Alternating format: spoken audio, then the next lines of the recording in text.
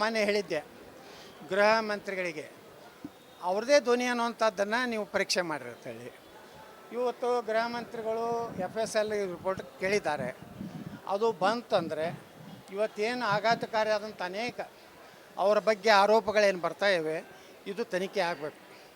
ಯಾವುದೇ ಜನಾಂಗಕ್ಕೆ ನಾವು ಬೈಯೋದಲ್ಲ. ಒಕ್ಕಲಿಗರ ಸಮುದಾಯಕ್ಕೆ ಮಾತಾಡೋದು, ದಲಿತರಿಗೆ ಮಾತಾಡೋದು ಸರಿಯಲ್ಲ.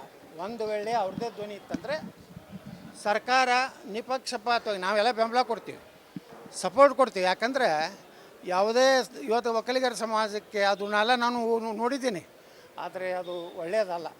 ಒಬ್ಬ ಜನಪ್ರತಿನಿಧಿ ಆದವರು ಯಾರು ತನಗೆ ಮತ ಹಾಕ್ಯಾರ ಅವ್ರಿಗೂ ಸಹ ಇವತ್ತು ಆ ಸಮುದಾಯದ ಅಪಮಾನ ಮಾಡೋದು ಸರಿಯಲ್ಲ. ಇವ್ರದೇ ಧ್ವನಿ ಅನ್ನೋಂಥದ್ದು ಪ್ರೂಫ್ ಆದರೆ ಸರ್ಕಾರ ನಿರ್ಬೇಡಿಯಿಂದ ಕ್ರಮ ತಗೊಂಡು. ಇದು ಭಾಳಷ್ಟು ಅಕ್ಷಮ ಅಪರಾಧ. ಇದ್ರಾಗೇನು ನಾವೇನು ಸಿಂಪತಿ ಇಲ್ಲ, ಬೆಂಬಲ ಇಲ್ಲ. ಇದು ಎಲ್ಲ ತಪ್ಪೇ. ಆದರೆ ಅದು ಪ್ರೂಫ್ ಆಗಬೇಕು. ಮಾಡಿದರೆ 100ಕ್ಕೆ 100 ತಪ್ಪು. ಅಂಥವ್ರಿಗೆ ಏನು ಕಾನೂನಿನಲ್ಲಿ ಅವಕಾಶ ಇದೆ ಎಲ್ಲ ಶಿಕ್ಷೆಗಳಾಗಬೇಕು. ಆದರೆ ಅದನ್ನು ಮೊದಲು ಪ್ರೂಫ್ ಮಾಡೋವಂಥದ್ದು ಈಗ ಗೃಹ ಮಂತ್ರಿಗಳು ಅವ್ರ ಧ್ವನಿ ಇದನ್ನು ಟೆಸ್ಟಿಗೆ ಕೊಟ್ಟಿದ್ದಾರೆ. ಅದು ಬಂದ ಮೇಲೆ ಅವ್ರದ್ದೇ ಧ್ವನಿ. ಯಾಕಂದ್ರೆ ನನಗೆ ವಿಶ್ವಾಸ ಇದೆ FSL ಮ್ಯಾಗ.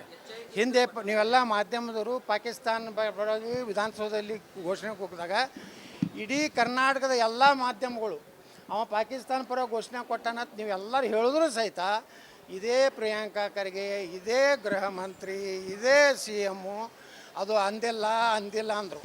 ಆದರೆ ಕೊನೆಗೆ ಜಯಗಳಿಸಿದ್ದು ಕರ್ನಾಟಕದ ಮಾಧ್ಯಮಗಳು. ಅವರ ಒಂದು ಇದು ಅವನದೇ ಧ್ವನಿ ಅನ್ನೋಂಥ ಪ್ರೂಫ್ ಆಯಿತು.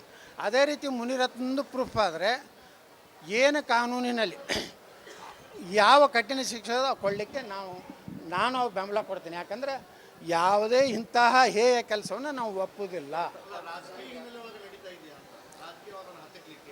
ಸರ್.